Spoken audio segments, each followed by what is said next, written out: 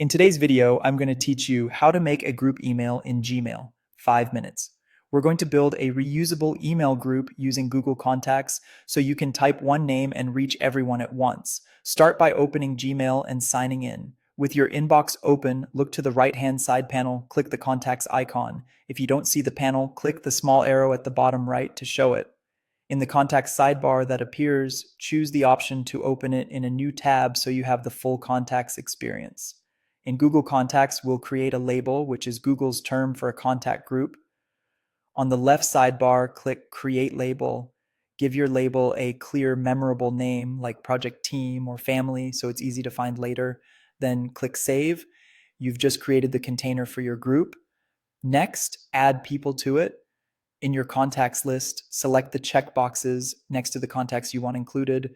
Use the search bar at the top to find specific names and check the other contacts section if someone isn't in your main list. Once you've selected everyone you want, click the Manage Labels button at the top. From the menu, select the label you just created, then click Apply. That assigns all those contacts to your group. You can repeat this anytime to add or remove members, and the label updates automatically. Now head back to your Gmail tab and click Compose to start a new email. In the To field, begin typing the label name you created. Gmail will suggest the label and show the number of people in it. Select it, and Gmail will automatically populate the recipients for you. If you prefer to keep addresses private, consider putting the group in BCC and your own address in tow. Finish writing your subject and message, attach any files you need, and send. The next time you want to email the same group, just type the label name again in the recipients field. No need to add everyone one by one.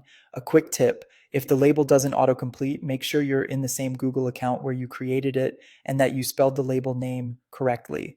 Also, you can always manage your group by returning to Google Contacts, selecting people, and using Manage Labels to add or remove them. That's it. Your Gmail group is ready and reusable in just a few clicks.